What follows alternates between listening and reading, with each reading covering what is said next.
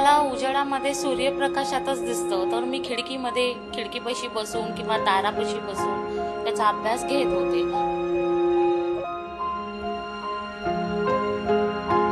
मला ना अक्षर नाही ओळखू येत सर. अक्षर व लाईनी पण दिसत नाही, त्याच्यावर मी या लाईटच्या मदतीने करू शकतो.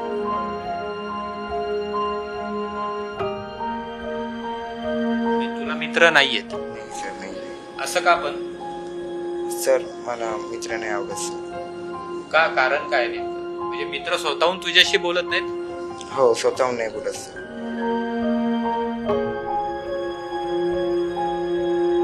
शाळेमध्ये तसं कळवलं होतं, पण आम्हाला नाही परवानगी मिळाली. हेड म्हणजे सरांनी वगैरे भरपूर मदत केली, आम्हाला भरपूर सहकार्य मिळाले.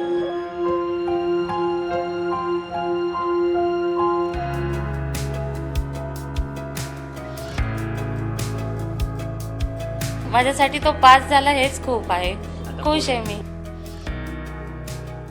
काल 10वीचा निकाल लागलेला आहे. यामध्ये अनेकांच्या सक्सेस स्टोरी आपण पाहिलेल्या आहेत. काहींनी संघर्ष करून यश मिळवलेलं आहे, काहींनी 100% सुद्धा मिळवलेले आहेत, तर आपण 50% मिळालेल्या विद्यार्थ्यांच्या सुद्धा प्रतिक्रिया ऐकलेल्या आहेत. पण पुण्यातील शिवम उमेश निफाडकर हा असा एक विद्यार्थी आहे ज्याला वेगळ्या पद्धतीने परीक्षा द्यावी लागलेली आहे. त्यासाठी त्याला संघर्ष सुद्धा करावा लागलेला आहे. आपल्यासोबत शिवम पाहतोय. हा शिवम आहे ज्याने नुकतीच 10वीची परीक्षा दिलेली आहे, पण त्याला परीक्षा देताना त्याच्या डोक्यावरती आपल्याला हा टॉर्च आहे लाईटचा, तो लावून त्याला परीक्षा द्यावी लागलेली आहे. नेमकं असं का? कारण की त्याला थोडंसं दिसण्यामध्ये कमी आहे, म्हणजे त्याला दिवसा कमी दिसतं. प्रखर लाईट जर असेल, सूर्यप्रकाश असेल, तर त्याला लिहिता वाचता येतं असं आहे. आणि त्यामुळे शिवमला परीक्षा देताना 10वीची हा टॉर्च लावा लागलेला आहे. शिवम, पहिल्यांदा तुझं खूप खूप अभिनंदन की तू पास झालेला आहे. पण तुला किती टक्के मिळालेले आहेत आणि 10वीची परीक्षा देताना तुला नेमकं काय आव्हान वाटत होतं? कारण की तुला कमी दिसतं आणि त्यामुळे काही अडचणी सुद्धा समोर येत होत्या. हो सर, मला खूप चांगलं वाटतंय. आणि सर थँक्यू माझं अभिनंदन करण्यासाठी. सर मला खूप चांगलं वाटतंय. खूप सगळे चॅलेंजेस चालते सर. मेन म्हणजे की लाईटची परमिशन भेटेल की नाही असंही खूप चालू होतं.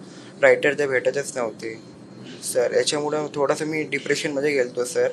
मग माझ्या मम्मीनी परवानगी काढली बोर्डाची सर. पण तुला लाईट का लावावा लागतो? नेमकं काय अडचण येते अभ्यास करताना, लिहिताना? मला ना अक्षर नाही ओळखू येत सर. अक्षर व लाईनी पण दिसत नाही, त्याच्यावर मी या लाईटच्या मदतीने करू शकतो. म्हणजे लाईट असेल तर तुला लिहिता वाचता येतं? हो सर.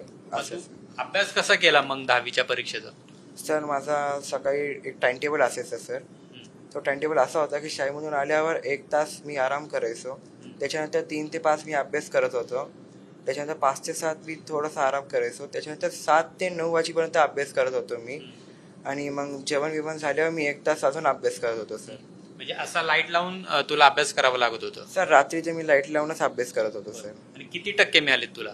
सर 68.80. ओके. आता पुढे नेमकं काय करायचं आहे तुला? म्हणजे 10वी पास झालेला आहे, शैक्षणिक आयुष्यातला हा एक महत्वाचा टप्पा असतो, तो तू पार केलेला आहे, पण पुढे काय करायचंय? सर पुढं मी आर्ट्स फील्ड घेणार आहे सर. आणि सर माझी एक इच्छा आहे की मी SP कॉलेजमध्ये व्हायला पाहिजे. SP कॉलेजच का म्हणजे तुला हवंय?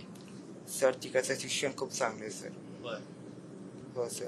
तुला जेव्हा 68 मार्क मिळाले तेव्हा मग मित्र काय म्हणाले? तुझे मित्र पण असतील, मित्रांनी नेमके काय प्रतिक्रिया दिला तुला? भेटले का मित्र? सर मला मित्र नाही भेटले सर. का बरं असं का? सर त्यांचे फोन नंबर माझ्याकडे नाही आहे. म्हणजे तुला मित्र नाहीयेत? नाही सर, नाही. असं का? पण सर मला मित्र नाही आवडत सर. का? कारण काय नेमकं? म्हणजे मित्र स्वतःहून तुझ्याशी बोलत नाहीत? हो, स्वतःहून नाही बोलत सर. का बरं? तू विचारलं नाही मित्रांशी? नाही. शाळेमध्ये? शाळेमध्ये पण नाही टीचर सर, जास्त नाही. मग आता 68 मार्क मिळाले तुला, तू हॅपी आहेस, खुश आहेस? हो सर, मी हॅपी आहे सर. चांगलं वाटते 68 मार्क्स भेटले. चांगलं वाटते सर. तिच्या चेहऱ्यावर आपल्याला एक निराशा पाहायला मिळते की या संपूर्ण काळामध्ये, म्हणजे परीक्षा असो किंवा परीक्षेच्या आधीचा त्याचं शिकण्याचं वय असो, त्यामध्ये त्याला मित्रांची साथ लाभली नाही हे त्याच्या बोलण्यावरनं जाणवते. कारण की त्याला कमी दिसतं आणि त्यामुळे त्याच्या जवळ कुणी मित्र आहे ते त्याची संगत करत नाही आणि त्यामुळे कोणत्या मित्रांशी त्याची ओळख नाही असं त्याचं म्हणणं आहे. आपल्यासोबत कुटुंब आहे त्याचं, कारण की या सगळ्या खडतर प्रवासामध्ये कुटुंबाची साथ अतिशय महत्त्वाची होती. 10वीचा पेपर अतिशय महत्त्वाचा असतो. तुम्ही कशी साथ दिली? कारण की त्याला दिसत नव्हतं, मग 10वीचा पेपर तो कसा देणार हा एक प्रश्न उभा ठाकला असेल, तर काय केलं नेमकं तुम्ही? तसं तर त्याला उजेडामध्ये सूर्यप्रकाशातच दिसतं, तर मी खिडकीपाशी बसून किंवा दारापाशी बसून त्याचा अभ्यास घेत होते. पण प्रश्न होता रात्रीच्या अभ्यासाचा, तर त्यासाठी या लाईटचा उपयोग आम्हाला भरपूर प्रमाणात झालाय. पण परीक्षा केंद्रावरती याला परवानगी खरं तर नसते, तर मग त्यासाठी नेमकं काय केलं? हो, याचा GR तर नव्हताच. आम्ही शाळेमध्ये तसं कळवलं होतं, पण आम्हाला नाही परवानगी मिळाली. मग नंतर आम्ही शिवाजीनगरच्या ऑफिसमध्ये गेलो. त्यावेळेस ते म्हटलेत की हेड ऑफिसला जाऊन तिथे अर्ज देऊन बघा होतं का. मग आम्ही त्यावेळेस तिकडे गेलो. हेड ऑफिसवाल्यांनी म्हणजे सरांनी वगैरे भरपूर मदत केली. आम्हाला भरपूर सहकार्य मिळाले हेड ऑफिसमधून. मग तर त्यांनी मला परवानगी दिली. हो, त्यांनी आम्हाला परवानगी दिली. त्यांच्या परवानगीमुळे हा 10वी काढू शकला. म्हणजे परवानगी मिळाल्यामुळे लाईट वापरू शकला. पण परवानगी नेमकं मिळाली. काय झालं त्याला? आजार दृष्टीहीन असण्याचा नेमका काय आजार झालेला होता? त्याचं कसं आहे, डोळ्याच्या पाठीमागच्या पडद्यावर जन्मखुणा आहे, ज्या आपल्या बॉडीवर असतात तशा त्याच्या जन्मखुणा पडद्यावरती आहे. म्हणून त्याला चष्म्याचाही उपयोग नाही. चष्म्याने फार काही त्याला दिसत नाही. या लाईटनी तो लिहून वाचू शकतो. उजेड त्या लाईटचा येतो म्हणून. हाच तो पास झालाय, समाधान आहे. भरपूर समाधान आहे. माझ्यासाठी तो पास झाला हेच खूप आहे. खुश आहे मी. पुढे काय करायचंय त्याच्यासाठी तुम्हाला, आणि कुठल्या कॉलेजमध्ये त्याला ऍडमिशन हवंय, किंवा मग पुढे करिअर नेमकं कशामध्ये करायचंय? त्याला पुढे आर्ट्समध्ये नॉलेज वगैरे भरपूर मिळतं, तर त्याला आर्ट्समध्येच घ्यायचंय. फील्ड त्याची आर्ट्सच असणार. हिस्ट्री जॉग्राफी त्याला आवडतं म्हणून तो आर्ट्सच घेणार आहे. आणि सर परशुराम भाऊ पुण्यामधलं कॉलेज आहे, तिथं घेण्याची इच्छा आहे. पण बघू काय होतं आता पुढे.